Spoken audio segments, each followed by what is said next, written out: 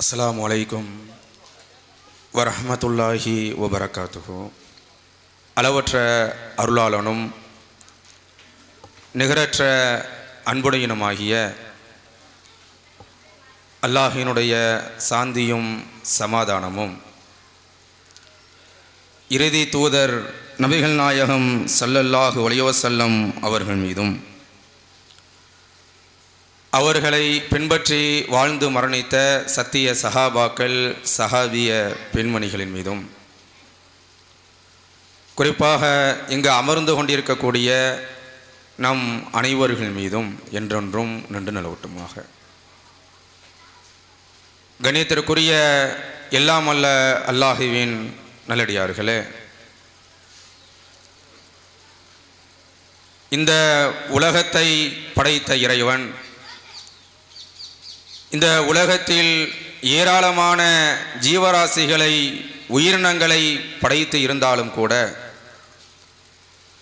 குறிப்பாக மனிதர்களையும் ஜின்களையும் படைத்துவிட்டு இந்த இரண்டு சாரார்களும் எதற்காக படைக்கப்பட்டார்கள், அதற்கான நோக்கம் என்ன என்பதை பற்றி தனது திருமறை குரானிலே அல்லாஹ் சொல்லி காட்டுகிறான். வமா ஹலத்துல் ஜின்ன வல் இன்ச இல்லா லியஅபுதூன். நாம் உலகத்திலே மனிதர்களையும் ஜின்களையும் படைத்ததின் அடிப்படை நோக்கம் என்னை வணங்க வேண்டும் என்பதற்காகவே தவிர வேறு இல்லை என்று அல்லாஹ் சொல்லி காட்டுகிறான். நாம் இந்த உலகத்திலே படைக்கப்பட்டிருக்கிறோம் என்று சொன்னால் அதற்கான அடிப்படை நோக்கமே அல்லாஹுவை வணங்க வேண்டும் என்பதற்காகத்தான். இந்த நோக்கத்தை மறந்து நாம் இந்த உலகத்திலே பயணித்தோம் என்று சொன்னால் நாளை மறுமை வாழ்க்கை என்பது கேள்விக்குரியதாக அமைந்துவிடும், நரகத்திற்குரியதாக அமைந்துவிடும். இதற்கு ஏராளமான திருமறை குர்ஆனுடைய வசனங்கள், நபிகளாருடைய பொன்மொழிகள் நமக்கு எச்சரிக்கையாக சொல்லி காட்டுகிறது. அல்லாஹ் இந்த உலகத்தை பற்றி, இந்த உலகத்திலே படைக்கப்பட்ட மனிதர்களை பற்றி அழகாக சொல்லி காட்டுகிறான். அல்லதி ஹலக்கல் மௌத வல் ஹயாத்த லியப்லுவக்கும் அய்யுக்கும் அஹ்ஸனு அமலா. இந்த உலகத்திலே உங்களை நாம் படைத்து இருந்து அதில் சில காலம் உங்களுக்கு வாழ்வை கொடுத்து பிறகு நாம் மரணத்தை உங்களுக்கு விதித்து இருக்கின்றோமே, இது எதற்காக என்று சொன்னால் உங்களை சோதிப்பதற்காகத்தான். இந்த உலகத்தில் படைக்கப்பட்ட நீங்கள் எவ்வாறு இந்த உலகத்திலே வாழ்கிறீர்கள் என்பதை சோதிப்பதற்காக சோதனை களமாகத்தான் இந்த உலகம் இருக்கிறது. பிறகு ஒரு நாள் நீங்கள் மரணிப்பீர்கள். அல்லாஹ் பல்வேறு இடங்களிலே சொல்லி காட்டுகிறானே, குல்லு நஃப்ஸி ஸாயிகத்துல் மௌத், ஒவ்வொருவரும் மரணத்தை சுவைக்கக்கூடியவர்கள். சும்ம இலைனா துர்ஜவூன், பிறகு எல்லோருமே எனக்கு முன்னால் நிறுத்தப்படுவீர்கள் என்று அல்லாஹ் சொல்லி காட்டுகிறானே. அங்கு நிறுத்தப்படும் பொழுது நாம் அச்சமில்லாமல் பயமில்லாமல் அல்லாஹ்விற்கு முன்பாக நிறுத்தப்படக்கூடிய அந்த நாளில், இறைவா நீ கேட்கக்கூடிய அனைத்து கேள்விக்கும், நீ என்னென்ன கேள்விகளை கேட்க இருக்கிறாயோ அத்தனை கேள்விக்கும் நான் சரியான முறையில் பதில் சொல்லி அந்த சொர்க்கத்திலே நுழைவேன் என்ற தைரியத்தோடு அந்த நாளை மக்ஷர் மைதானத்திலே எழுப்பப்பட வேண்டும் என்று சொன்னால் இந்த உலக வாழ்க்கையை நாம் பயன்படுத்திக் கொள்ள வேண்டும். அமல்களால் அலங்கரித்துக் கொள்ள வேண்டும். வணக்க வழிபாடுகளால் நம்முடைய செயல்பாடுகளை இன்னும் மெருகூற்றி அழகிய முறையில் இந்த உலகத்திலே நாம் வாழ்ந்தோம் என்று சொன்னால், வணக்க வழிபாடுகளை அமைத்துக் கொண்டோம் என்று சொன்னால் நாளை மறுமை வாழ்க்கை சிறப்பிற்குரியதாக இருக்கும். கொஞ்சம் யோசித்து பாருங்கள். இங்கே அமர்ந்திருக்கக்கூடிய எல்லோரும், பேசக்கூடிய நானாக இருந்தாலும் சரி, இங்கே அமர்ந்திருக்கக்கூடிய யாராக இருந்தாலும் சரி, இறைவன் நமக்கு மிகப்பெரிய ஒரு பாக்கியத்தை கொடுத்திருக்கின்றான். அடிப்படையாக இந்த உலகத்திலே எவ்வளவோ பெரிய மனிதர்கள் இருக்கிறார்கள்.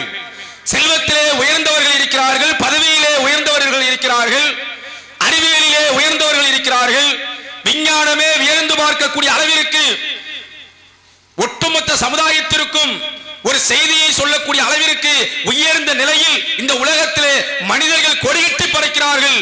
ஆனால் அவர்களுக்கெல்லாம் கிடைக்காத மிகப்பெரிய ஒரு பாக்கியம் இஸ்லாம் என்ற சிந்தனை, ஓரிரை கொள்கை இறைவன் நமக்கு சர்வ சாதாரணமாக கொடுத்திருக்கின்றான். இங்கே இருக்கக்கூடிய எல்லோருக்குமே, இங்கே இருக்கக்கூடிய பேசக்கூடிய நானாக இருந்தாலும் சரி, கேட்கக்கூடிய நீங்களாக இருந்தாலும் சரி, அறிவியலிலே உயர்ந்து இருக்கிறோமா?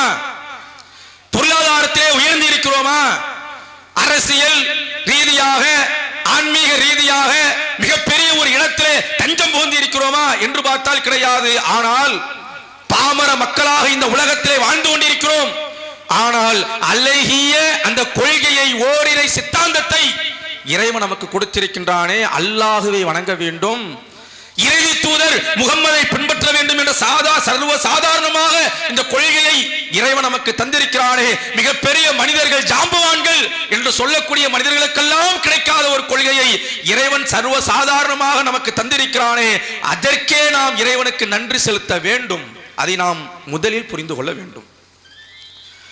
பல்வேறு இடங்களிலே இறைவன் சொல்லி காட்டுகிறான், இந்த உலகத்திலே நீங்கள் ஓரிரை கொள்கையை ஏற்றுவிட்டீர்கள் என்று சொன்னால், வணக்கத்திற்குரியவன், வணங்குவதற்கு தகுதி படைத்தவன் அல்லாஹ்வை தவிர வேறு யாரும் இல்லை என்ற ஓரிரை கொள்கையை நீங்கள் ஏற்றுவிட்டால், அந்த சித்தாந்தம் உங்களுடைய உள்ளத்திலே வந்துவிட்டால், அதற்கு அடுத்தபடியாக உங்களுடைய வாழ்க்கையிலே, நடைமுறையிலே இருக்க வேண்டியது என்ன தெரியுமா? அமல்கள் இருக்க வேண்டும், வணக்க வழிபாடுகள் இருக்க வேண்டும், இபாதத்துகள் இருக்க வேண்டும். அது இல்லை என்று சொன்னால் அது கூட நம்மை நரகத்திலே கொண்டு சேர்த்துவிடும். நம்ம என்ன நினைச்சிட்டு இருக்கோம் தெரியுமா? நான் தர்காவுக்கு போகல, நான் இணை வைக்கல, நான் அல்லாஹ்விற்கு துரோகம் செய்யல, அல்லாஹ்வை விட்டு கபூரு, இணை வைத்தல், தர்கா வழிபாடு என்னுடைய உள்ளத்துல இல்ல. ஆனால் எனக்கு இறைவன் சொர்க்கத்தை கொடுத்துருவான். தொழுகையா? அதெல்லாம் தேவையில்லை. நோன்பா, தான தர்மமா, சக்காத்தா, இன்ன பிற நன்மையான காரியங்களா, அதெல்லாம் அடுத்தது.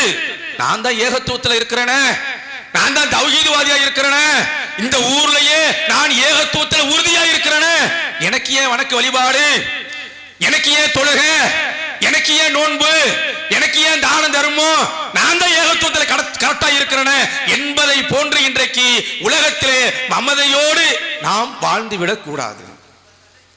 எந்த அளவிற்கு ஏகத்துவம் நம்முடைய உள்ளத்தில் இருக்கிறதோ, எந்த அளவிற்கு ஓரிரை கொள்கை நம்முடைய உள்ளத்தில் இருக்கிறதோ, அதை போன்று அமல்களுடைய விஷயத்திலும் நாம் கவனமாக இருக்க வேண்டும். அமல்கள் இல்லை என்றால், வணக்க வழிபாடு இல்லை என்றால், அதனாலே நம்மை நரகத்திலே தூக்கி வீசிவிடும். எந்த அளவிற்கு தெரியுமா? அல்லாஹ்வின் தூதர் ஸல்லல்லாஹு அலைஹி வஸல்லம் அவர்கள் அழகான முறையில் சொல்லி காட்டினார்கள். திருமதி என்று சொல்லக்கூடிய ஹதீஸ் நூல்ல 2522வது ஹதீஸாக பதிவு செய்யப்பட்டிருக்கிறது. ஜாபீர் ரலியல்லாஹு அன்ஹு அவர்கள் இந்த செய்தியை அறிவிக்கிறாங்க. அவங்க சொல்றாங்க, அல்லாஹ்வின் தூதர் ஸல்லல்லாஹு அலைஹி வஸல்லம் அவர்கள் சொல்லி காட்டினார்கள், இந்த உலகத்திலே ஏகத்துவ கொள்கையை ஏற்று ஓர் இறைவனை எந்த ஒரு மாற்று கருத்தும் இல்லாமல், ஜானுக்கு ஜான், இறைவனுடைய ஆற்றலோ பண்போ தன்மையோ வேறு யாருக்கும் கிடையாது என்ற அளவிற்கு ஏகத்துவத்தில் உறுதியாக வாழ்ந்த ஒரு மனிதன் நாளை மறுமையில் நரகத்திலே தூக்கி வீசப்படுகிறான். அல்லாஹ்வின் தூதர் ஸல்லல்லாஹு அலைஹி வஸல்லம் அவர்கள் சொல்லி காட்டினார்கள். அப்படி தூக்கி வீசப்படும் பொழுது அந்த நரகத்திலே பல்வேறு தண்டனைகள் அவனுக்கு கொடுக்கப்படுகின்றன. எந்த அளவிற்கு தெரியுமா? இந்த ஹதீஸ்ல பதிவு செய்யப்பட்டிருக்கிறது, அவனை நரகத்திலே தூக்கி வீசியவுடன், யாரை? இந்த உலகத்துல ஏகத்துவ கொள்கையோடு வாழ்ந்தவன், அல்லாஹ்விற்கு இணை வைக்காதவன், அல்லாஹ்விற்கு சிறுக்கு வைக்காதவன், அல்லாஹ்வினுடைய இடத்தில் வேறு யாரையும் வைக்காமல் இந்த உலகத்தில் வாழ்ந்தவனை தூக்கி அல்லாஹ் நரகத்திலே வீசுகிறான். அப்படி வீசியவுடன் நரகத்திலே பல்வேறு தண்டனைகள் அவனுக்கு கொடுக்கப்படுகிறது. அப்படி கொடுக்கப்படுவதின் காரணத்தினால் அவன் கரிகட்டை போன்று மாறிவிடுகிறான். நரக நெருப்பு, நரகத்தினுடைய ஜுவாலை, அதனுடைய கங்கு அவனை அப்படியே சுட்டரித்துக் கொண்டே இருக்கிறது. அதன் காரணத்தினால் கரிகட்டை போன்று அவன் மாறிவிடுகிறான். அல்லாஹ்வின் தூதர் ஸல்லல்லாஹு அலைஹி வஸல்லம் அவர்கள் சொல்லி காட்டினார்கள், ஒரு காலகட்டத்தில் இந்த ஏகத்துவ கொள்கையை ஏற்றுக்கொண்ட காரணத்தினால் அவனுக்கு இறைவனுடைய அருள் கிடைக்கும். எப்போ? கரிகட்டையாக மாறியதற்கு பிறகு ஏகத்துவவாதிக்கு இந்த நிலைமை. இந்த உலகத்தில் ஏகத்துவத்தை ஏற்றுக்கொண்டு அல்லாஹ்வை ஏற்றுக்கொண்டு இணை வைக்காமல் வாழ்ந்த மனிதனை தூக்கி இறைவன் நரகத்தில் வீசுகிறான். பல்வேறு தண்டனைகள் கொடுக்கப்படுகிறது. நரகத்தினுடைய ஜுவாலையில் நெருப்பிலே வெந்து சாகிறான். கரிகட்டை போன்று மாறிவிடுகிறான். பிறகு இறைவனுடைய அருள் அவனுக்கு கிடைக்கிறது. அவனை தூக்கி அப்படியே சொர்க்கத்தினுடைய வாசலில் அவன் வீசப்படுவான். அப்படி வீசியதற்கு பிறகு சொர்க்கவாசியினுடைய அந்த சொர்க்கத்தினுடைய தண்ணீரை கொண்டு வந்து அவனுடைய மேனியிலே ஊற்றுவார்கள். அவன் புது உருவம் எடுப்பான். ஒரு ஆற்றிலே ஒரு விதை மிதந்து வருகிறது. பிறகு கரை ஒதுங்குகிறது. அது முளைத்தால் எப்படி புத்தம் புது பயிராக முளைக்குமோ அது போன்று இவன் சொர்க்கத்தினுடைய தண்ணீரை ஊற்றியதற்கு பிறகு புது உருவம் எடுத்தவனாக பிறகு சொர்க்கத்திற்கு நுழைவான் என்று அல்லாஹ்வின் தூதர் ஸல்லல்லாஹு அலைஹி வஸல்லம் அவர்கள் சொல்லி காட்டினான். என்ன காரணம்? நம்ம நினைச்சுக்கிட்டு இருக்கிறோம்ல, நான் தான் அல்லாஹ்வை ஏத்துக்கிட்டேனே, அல்லாஹ்வுக்கு இணை வைக்கலையே, அல்லாஹ்வுக்கு சிர்க் வைக்கலையே, ஏகத்துவத்தில் கரெக்டா இருக்கிறேனே, அழகிய தவ்ஹீத்வாதியா இருக்கிறேனே என்று நாம் இந்த உலகத்தில் வாழ்ந்து கொண்டிருக்கிறோமே, இவர்களுக்கு அல்லாஹ்வின் தூதர் அவர்கள் சொல்லி காட்டுறாங்க, அது மாத்திரம் பத்தாது, ஏகத்துவம் மாத்திரம் பத்தாது, அதோடு சேர்த்து அமல்கள் இருக்கணும். அமல்கள் இல்லைன்னு சொன்னா நீ என்னத்தான் ஏகத்துவவாதியாயிரு, என்னதான் தவ்ஹீத்வாதியாயிரு, அது உன்னை நேரடி சொர்க்கத்திலே கொண்டு சேர்க்காது என்று அல்லாஹ்வின் தூதர் ஸல்லல்லாஹு அலைஹி வஸல்லம் அவர்கள் நமக்கு சொல்லி காட்டினாங்க. இறைவன் தன்னுடைய திருமறை குர்ஆனிலே சொல்லி காட்டுகிறான். 3வது அத்தியாயம் 185வது வசனத்தில் இறைவன் சொல்லி காட்டுகிறான், குல்லு நஃப்ஸி ذائقத்துல் மௌத், ஒவ்வொருவரும் மரணத்தை சுவைக்கக்கூடியவர்கள், வ இன்னமா துவஃபௌன உஜூரக்கும் யௌமல் கியாமா, அந்த கியாமத் நாளில, அந்த மறுமை நாளில, அந்த மஹ்ஷர் மைதானத்தில் நாம் செய்த ஒட்டுமொத்த நன்மைகளுடைய கூலியை அங்கே நாம் பெறுவோம் என்று சொல்லிவிட்டு அல்லாஹ் சொல்லி காட்டுகிறான், ஃபமன் சுஹ்ஸிஹ அனின்னார், சிலர்கள் அந்த நாளிலே நரகத்திலிருந்து தூரமாக்கப்பட்டு, நரகத்துடைய நெருப்பிலிருந்து தூரமாக்கப்பட்டு, வஉதியில் ஜன்னா, சொர்க்கத்துக்கு போங்க, நேரடியா சொர்க்கத்துக்கு போங்க என்று சிலர்கள் சொல்லப்படுவார்கள். நரகத்துடைய வாசல்கள் அடைக்கப்பட்டு சொர்க்கத்துடைய வாசல்கள் திறக்கப்பட்டு நீங்க நேரடியா சொர்க்கத்துக்கு போங்க என்று சிலர்களுக்கு இறைவன் நற்செய்தி சொல்வான். ஃபக்கத் ஃபாஸ, அதுதான் வெற்றியில் சிறந்த வெற்றி. அந்த வெற்றியை நாம் பெற வேண்டும் என்று சொன்னால் ரெண்டே விஷயம் இந்த உலகத்தில் நாம் செய்தால் போதும், நேரடி சொர்க்கத்தை நாம் பெற்றுவிடலாம். இறைவன் தனது திருமறை குர்ஆனிலே அழகாக சொல்லி காட்டுகிறான், வமல் ஹயாத்தத் துன்யா இல்லா மத்தாவுல் குரூர், இந்த உலக வாழ்க்கை என்பது அற்பம், ஏமாற்றக்கூடிய வசதிகள், அதை தவிர வேறு கிடையாது. ஆனால் 2 விஷயங்கள்ல நீங்கள் அழகிய முறையில நடந்து கொண்டீர்கள் என்று சொன்னால் உங்களுக்கு சொர்க்கம் நிச்சயம். அதுல முதலாவது என்ன தெரியுமா? அல்லாஹ்விற்கு இணை வைக்க கூடாது, ஏகத்துவத்தில் உறுதியாக இருக்கணும்.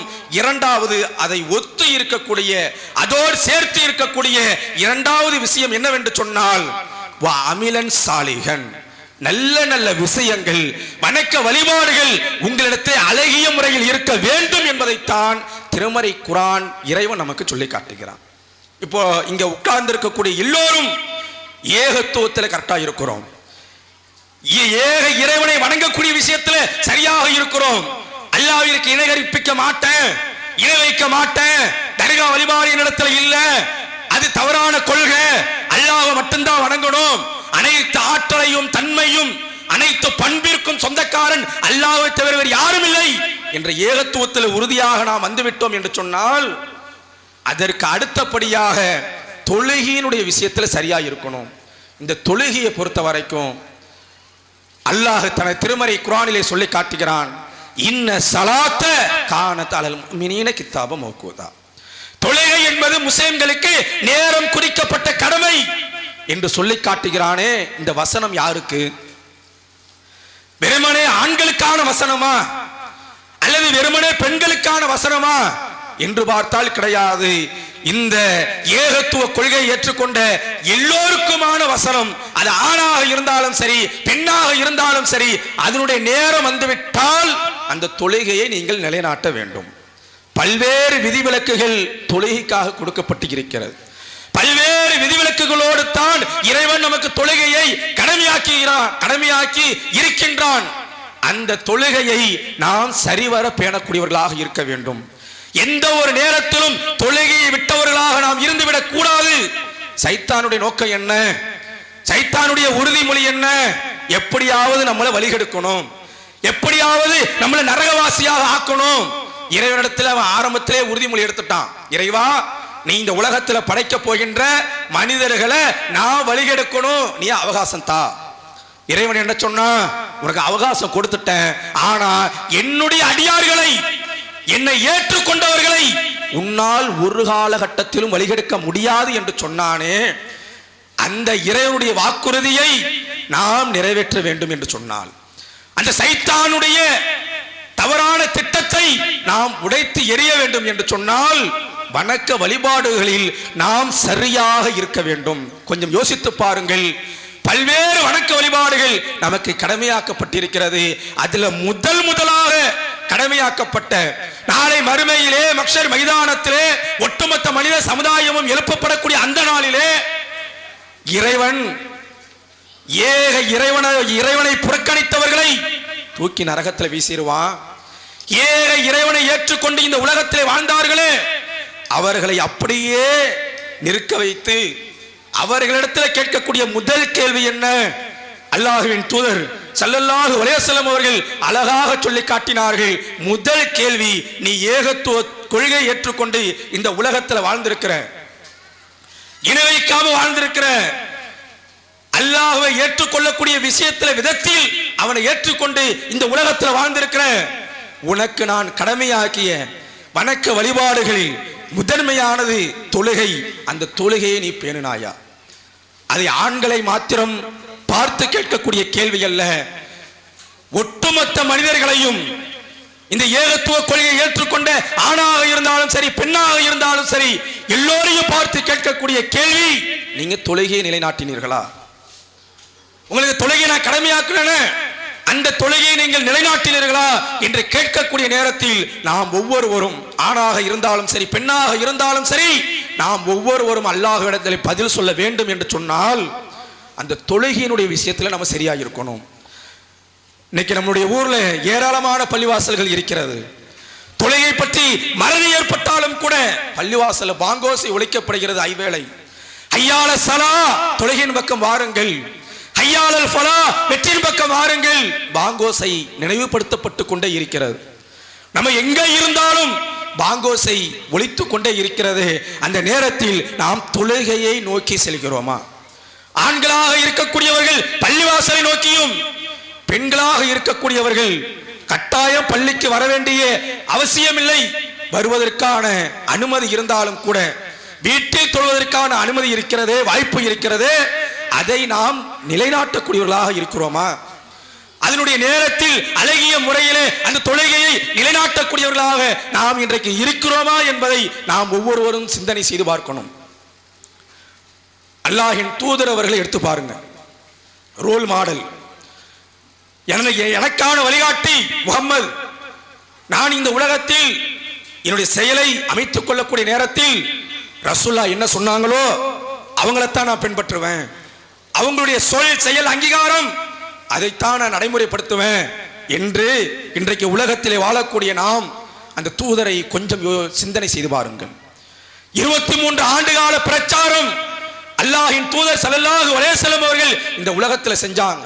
நேர்வழிப்படுத்தினாங்க, மக்களை பக்குவப்படுத்தினாங்க, சொர்க்கத்தை நோக்கி அழைத்துக் கொண்டே இருந்தார்கள். சொல்லாலும் செயலாலும் அங்கீகாரத்தாலும் மக்களை நெறிப்படுத்தினார்கள். அந்த தூதரை கொஞ்சம் யோசனை செய்து பார்த்தோம் என்று சொன்னால், அந்த தூதரை கொஞ்சம் சிந்தனை செய்து பார்த்தோம் என்று சொன்னால், இந்த மார்க்கத்திற்காக பல்வேறு தியாகங்களை செய்தவர்கள் அல்லாஹ்வின் தூதர் ஸல்லல்லாஹு அலைஹி வஸல்லம் அவர்கள். குறிப்பாக தொழுகையினுடைய விஷயத்துல அல்லாஹ்வின் தூதர் அவர்கள் எப்படி இருந்தாங்க, இன்னைக்கு நம்ம எப்படி இருக்கிறோம்? இன்னைக்கு சர்வ சாதாரணமாக தொழுகையை விடக்கூடியவர்களாக இன்றைக்கு நாம் இருக்கின்றோம். தொழுகையிலே பொடுபோக்குத்தனம் கொண்டவர்களாக நாம் இருக்கிறோம். பல்வேறு காரணங்களை சொல்லி அந்த தொழுகையில் இருந்து நாம் தூரமாக இருக்கிறோம். ஆனால் அல்லாஹ்வின் தூதர் ஸல்லல்லாஹு அலைஹி வஸல்லம் அவர்கள் படுத்த படுக்கையில் இருக்கிறாங்க. கிட்டத்தட்ட 23 ஆண்டுகால பிரச்சாரம், மக்களை நெறிப்படுத்தினார்கள், பக்குவப்படுத்தினாங்க. இறுதி காலகட்டம், படுத்த படுக்கையில் அல்லாஹ்வின் தூதர் அவர்கள் இருக்கிறாங்க, எழுந்திருச்சு நடக்க முடியாது. அப்படியேப்பட்ட ஒரு காலகட்டத்தை அல்லாஹ்வின் தூதர் ஸல்லல்லாஹு அலைஹி வஸல்லம் அவர்கள் சந்திக்கிறார்கள். அந்த நேரத்தில் பாங்கோசை ஒலிக்கப்படுகிறது. ஹய்யால ஸலா, தொழுகின் பக்கம் வாங்க, ஹய்யாலல் ஃபலா, வெற்றியின் பக்கம் ஆறுங்கள் என்ற அழைப்பு விடுக்கப்படுகிறது. அந்த நேரத்தில் அல்லாஹ்வின் தூதர் அவர்களால் வீட்டில் படுத்து கிடக்க முடியல.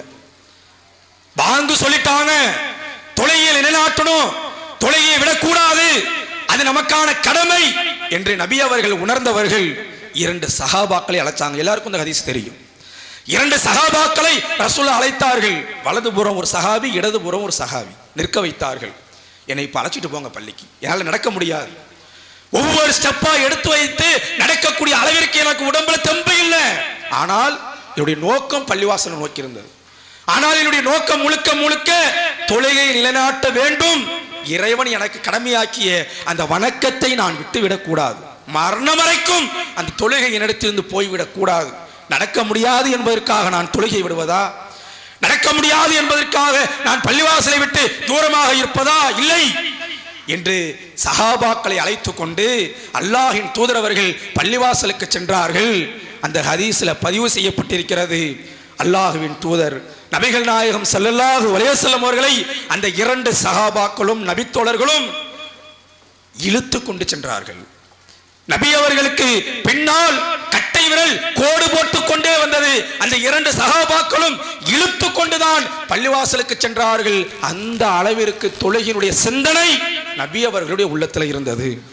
அந்த தொழுகையை நிலைநாட்டணும் என்ற நோக்கம் அல்லாஹ்வின் தூதருடைய உள்ளத்தில் இருந்த காரணத்தினால் படுத்த படுக்கையில இருந்தாலும் கூட 2 நபித்தோழர்களை அழைத்து சப்போர்ட்டுக்கு அழைத்து சென்றார்கள் என்று சொன்னால் அந்த தொழுகை எந்த அளவிற்கு முக்கியத்துவம் என்பதை நாம் விளங்கிக் கொள்ள வேண்டும். சஹாபிய பெண்களை எடுத்துக்கொள்ளுங்கள், அவர்கள் எந்த அளவிற்கு தொழுகையினுடைய விஷயத்தில் கண்ணும் கருத்துமாக இருந்தார்கள். ரசூலுல்லாஹ் சில நேரத்தில் சில சட்டங்களை போட்டார்கள். தோழிகளே, நீங்கள் இஷா தொழுகைக்கு வருவதாக இருந்தால் நறுமணம் பூசிக்கொள்ளாதீர்கள். கொஞ்சம் யோசிச்சு பாருங்க, இது எப்ப சொன்னாங்க? நம்முடைய பள்ளிவாசலுடைய தொடர்பு எப்ப இருக்குது பெண்களுக்கு? வாரம் ஜும்மா தொழுக, அல்லது வருடத்திற்கு ஒரு மாதம் ரம்லானுடைய மாதம் இரவு தொழுக, அப்பதான் நம்முடைய தொடர்பு பள்ளிவாசலை நோக்கி இருக்கிறது. வாரத்திற்கு ஒரு நாள் அது முடிஞ்சா, அல்லது வருடத்துல ஒரு மாதத்துல நோன்பு மாதம், அந்த மாதத்துல நாம் எல்லா காரியங்களையும் தூக்கி எறிந்து விட்டு ஓரம் கட்டி வைத்து விட்டு இரவு தொழுகை தொழுவதற்காக பள்ளிவாசலுக்கு வருகிறோம். ஆனால் நபி தோழியர்கள் எப்படி இருந்தாங்க தெரியுமா? ஐவேளை தொழுகையும் பள்ளியில் தொழுதார்கள். பல்வேறு விதிவிலக்குகள் கொடுக்கப்பட்டவர்களாக பெண்கள் இருக்கிறாங்க. இருந்தாலும் கூட பள்ளிவாசல்ல வந்து தொழுகணும், அந்த கட்டாயம் இல்லாமல் இருந்தாலும் கூட அந்த வாய்ப்பை பயன்படுத்தியவர்கள் சஹாபிய பெண்மணிகள். எந்த அளவிற்கு இஷா தொழுகைக்கு நீங்கள் வருவதாக இருந்தால் நீங்கள் நறுமணம் பூசிக்கொள்ளாதீர்கள் என்று சொன்னார்கள் என்று சொன்னால், அப்ப எந்த அளவிற்கு நபி தோழியர்கள் பள்ளிவாசலுடைய தொடர்பு அவர்களிடத்தில் இருந்தது கொஞ்சம் சிந்தனை செய்து பாருங்கள். இன்னைக்கு நம்ம எப்படி இருக்கிறோம்? வீட்டில் தான் தொழுகணும், பள்ளிவாசலுக்கு எனக்கு போக முடியல, பல்வேறு வேலைகள் இருக்கிறது, சரி வீட்டிலே தொழுகிறோமா? ஃபஜ்ருடைய தொழுகை, லுஹருடைய தொழுகை, அஸருடைய தொழுகை, மகருடைய தொழுகை, இஷாவுடைய தொழுகை, நாம் வீட்டிலே தொழுகக்கூடியவர்களாக இருக்கிறோமா? கொஞ்சம் சிந்தனை செய்து பாருங்க. நம்ம அடுத்தவங்களை சொல்ல வேண்டிய அவசியம் இல்லை. எந்த பெண்களையும் நாம் சொல்ல வேண்டிய அவசியம் கிடையாது. நான் வீட்டிலே தொழுகிறேனா? எனக்கு கடமையாக்கப்பட்ட வணக்க வழிபாடுகளில் முதன்மையானதாக இருக்கக்கூடிய அந்த தொழுகையை பள்ளிவாசல பாங்கு சொல்லிட்டாங்க, நான் ஒவ்வொரு நாளும் தொழக்கூடியவனாக இருக்கிறேன் என்று சொல்லக்கூடிய அளவிற்கு தொழுகையை நாம் நிலைநாட்டிக் கொண்டிருக்கிறோமா என்பதை நாம் ஒவ்வொருவரும் சிந்தனை செய்து பார்க்கணும். இந்த தொழுகை இல்லை என்று சொன்னால் நாளை நரகம் என்பதில் மாற்று கருத்து கிடையாது. நம்ம என்னதான் ஏகத்துவம் இருந்தாலும் சரி, என்னதான் ஓரிரை கொள்கை இருந்தாலும் சரி, என்னதான் நான் தௌஹீத்வாதி என்று சொல்லிக் கொண்டாலும் சரி, தொழுகை இல்லைன்னு சொன்னா அல்லாஹ் நரகத்தில் தூக்கி போட்டுருவான். தௌஹீத்வாதி என்ற அந்த இருமாப்பு செல்லாது. அந்த ஏகத்துவவாதியான இருக்கிற அது அங்க அல்லாஹ் இடத்துல செல்லுபடியாது. எல்லாம் கரெக்டு தான், தொழுகை உனக்கு கடமையாக்கணும். அந்த தொழுகையை நீ தொழுதியா? பள்ளிவாசலுக்கு போகல, ஆண்கள் பள்ளிவாசலுக்கு செல்லணும் கட்டாயம், பெண்களாக இருக்கக்கூடிய உங்களுக்கு வீட்டில் தொழுகலாம் என்ற வாய்ப்பு கொடுக்கப்பட்டது. அந்த தொழுகையை நீங்கள் தொழுதீர்களா என்று கேட்கும் பொழுது நாம் என்ன பதில் சொல்ல போகிறோம்? ஒரு சஹாபிய பெண்மணி உம்மு ஹபிபா என்று சொல்லக்கூடிய ஒரு சஹாபிய பெண்மணியுடைய வரலாறை நாம் தெரிந்து வைத்திருப்போம். அவங்களுடைய வரலாறை எடுத்து பாருங்க. ஃபர்லான தொழுகை, அது இன்னொரு புறம் சுன்னத்தான தொழுகை. ஒவ்வொரு நாளும் 12 ரக்காத்துகள் தொழுதால் சுன்னத்து தொழுகை. உங்களுக்கு நாளை மறுமையில் ஒரு வீடு கட்டப்படும் என்ற ஹதீஸ் இருக்குது. இன்றைய உலகம் நிரந்தரம் என்ன? நாளை மறுமை வாழ்க்கை, மரணத்திற்கு பிறகு இருக்கக்கூடிய வாழ்க்கை தான் நிரந்தரமானது. அந்த வாழ்க்கையில் நாம் ஒரு மாளிகையை பெற வேண்டும் என்று சொன்னால் அதற்கு மிகப்பெரிய ஒரு வாய்ப்பாக இறைவன் சொல்லி காட்டுகிறான். உங்களுக்கு தொழுகை, ஃபர்லான தொழுகை கடமையாக்கப்பட்டிருக்கிறது. அந்த ஃபர்லான தொழுகைக்கு முன்பும் பின்பும் சுன்னத்து தொழுகையும் உங்களுக்கு இருக்குது. அந்த சுன்னத்து தொழுகையில 12 ரக்காத்துகள் ஒவ்வொரு நாளும் நீங்கள் தொழுது வந்தால் உங்களுக்கு நாளை மறுமையில் ஒரு மாளிகை உண்டு. இந்த அறிவிப்பை அல்லாஹ்வின் தூதர் அவர்கள் செய்கிறாங்க. உடனே இதனை உம்மு ஹபிபா என்று சொல்லக்கூடிய சஹாபிய பெண்மணி மக்களுக்கு அறிவிக்கிறாங்க. அவர்களுடைய வாழ்க்கை வரலாற்றை ஹதீஸ்களிலே பதிவு செய்யப்பட்டிருக்கிறது. அந்த பெண்மணி சாகும் வரை, மரணிக்கும் வரை அந்த சுன்னத்து தொழுகை விட்டதே கிடையாது. அவங்களுடைய நோக்கம் என்ன தெரியுமா? அல்லாஹ்வின் தூதர் அவர்கள் சொல்லிட்டாங்க, ஃபர்லான தொழுகைக்கு ஒரு புறம் நன்மை இருக்குது, அதற்கு அடுத்து ஒவ்வொரு நாளும் 12 ரக்காத்துகள் சுன்னத்து தொழுகை தொழுதாலும் கூட நமக்கு சொர்க்கம் இருக்கிறது, மாளிகை இருக்கிறது. அந்த மாளிகையை பெற வேண்டும் என்பதற்காக அந்த பெண்மணி ஒவ்வொரு நாளும் 12 ரக்காத்துகளை சுன்னத்தை தொழுதார்கள் என்ற ஹதீசுகளிலே பதிவு செய்யப்பட்டிருக்கிறது என்று சொன்னால் அவர்களின் நோக்கம் என்ன? இந்த உலக வாழ்க்கை நிரந்தரம் அல்ல. ஒரு நாள் நம்ம சாக போறோம், நம்ம ஒரு நாள் மரணிக்க போறோம். மரணித்ததற்கு பிறகு நாளை மறுமையில் நிரந்தரமான அந்த வீட்டை நாம் பெற வேண்டும் என்று சொன்னால் இந்த அமலின் மூலமாக நாம் பெற்று விடுவோம். அந்த நோக்கத்தை, அந்த இலக்கை வைத்து அவர்கள் இந்த உலகத்தில் சாகும் வரை பயணித்தார்கள் என்று ஹதீசுகளிலே பதிவு செய்யப்பட்டிருக்கிறது. இன்றைக்கு நம்மளுடைய நிலை என்ன? நாம் எவ்வாறு தொழுகையிலே இருக்கிறோம், சுன்னத்தான தொழுகைகளிலே நாம் எவ்வாறு இருக்கிறோம் என்பதை நாம் சிந்தனை செய்து பார்க்கணும். குறிப்பாக ஃபஜ்ருடைய தொழுகை, அதிகாலை தொழுகை. இன்னைக்கு நம்முடைய வீட்டில் அல்லாஹ்வினுடைய பரக்கத்து, அல்லாஹ்வினுடைய ரஹமத்து, பொருளாதாரத்தில் மற்ற விஷயங்கள்ல சந்தோஷமாக இந்த உலகத்தை வாழணும், சண்டை சச்சரவுகள் இருக்கக்கூடாது, அல்லாஹ்வினுடைய அபிவிருத்தியை பெற்றவர்களாக, அல்லாஹ்வினுடைய ரஹமத்தை பெற்றவர்களாக இந்த உலகத்தில் வாழணும் என்று நினைக்கக்கூடிய எல்லோருக்கும் நபி அவர்கள் சொன்னார்கள், ஃபஜ்ருடைய தொழுகையை ஃபர்ஸ்ட் தொழுவுங்க. நீங்க ஃபஜ்ருடைய தொழுகையை அதிகாலையில் எழுந்திருச்சு தொழுதால் உங்களுக்கு அந்த நாள் முழுக்க அல்லாஹ்வினுடைய பாதுகாப்பு உங்களுக்கு இருக்கிறது என்று நபி அவர்கள் சொன்னார்களே. அந்த ஹதீஸெல்லாம் நம்ம தெரிஞ்சு வச்சிருக்கிறோம். ஆனால் ஃபஜ்ருடைய தொழுகையை நாம் நிலைநாட்டக்கூடியவர்களாக இருக்கிறோமா? அதைத்தான் நம்ம சிந்தனை செஞ்சு பார்க்கணும். நம்முடைய நோக்கம், நம்முடைய எண்ணம் முழுக்க முழுக்க எப்படி இருக்குது? எனக்கு சோதனை வரக்கூடாது, கஷ்டம் வரக்கூடாது, இன்னல் வரக்கூடாது, அல்லாஹ்வுடைய ரஹமத்து பரக்கத்தெல்லாம் வரணும்னு நினைக்கிறோம். அது மாற்று கருத்து கிடையாது. வரணும் என்று நினைக்கக்கூடிய நாம் செயல்பாட்டில் காமிக்கணும். அதற்கான வழிகள், பல்வேறு வழிகள் சொல்லப்பட்டிருக்கிறது. குறிப்பாக ஃபஜ்ருடைய தொழுகைக்கு அதிகாலையில் எந்திரிச்சு தொழுவு. உனக்கு அல்லாஹ்வுடைய பாதுகாப்பு, அல்லாஹ்வுடைய பரக்கத்து உனக்கு இருக்கிறது என்று நபி அவர்கள் சொல்லி காட்டினார்களே. அந்த பரக்கத்தை பெறுவதற்காக இன்றைக்கு அதிகாலையில் எழுந்திருச்சு தொழக்கூடியவர்களாக இன்றைக்கு நாம் இருக்கிறோமா? நம்முடைய குடும்பங்கள் காலையிலேயே லைட்லாம் போட்டு 4 மணிக்கு 4:30 மணிக்கெல்லாம் எழுந்திருச்சு ஒட்டுமொத்த குடும்பமும் தொழுகக்கூடியவர்களாக இருக்கிறோமா? குறிப்பாக பெண்களாக இருக்கக்கூடியவர்கள் நம்ம வீட்டில் சரியா இருந்துட்டா போதும், நம்முடைய கணவன்மார்கள், நம்முடைய பிள்ளைகள், நம்முடைய ஆண் பிள்ளைகள், நம்முடைய பெண் பிள்ளைகள் எல்லாம் சரியா வந்துருவாங்க. இங்க சொல்ல வேண்டிய அவசியமே இல்லை. ஒரு 10 நாள் எந்திரிச்சு எல்லா லைட்டையும் போட்டு விட்டுட்டு நீங்க தொழுதுட்டு உட்கார்ந்து குர்ஆன் ஓதுங்க. அடுத்த 10 நாள்ல அவர்களுக்கு அது ஒரு பாடம், அதை அவர்கள் கற்றுக்கொள்வார்கள்.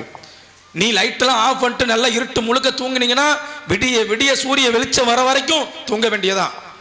நீங்க 10 நாள் இதை கடைபிடிங்க, ஒட்டுமொத்த குடும்பமும் உங்களுக்கு பின்னால் அந்த தொழுகையை நிலைநாட்டக்கூடியவர்களாக மாறிடுவாங்க. தொழுதுட்டு குர்ஆனை எடுத்து ஓதுங்க.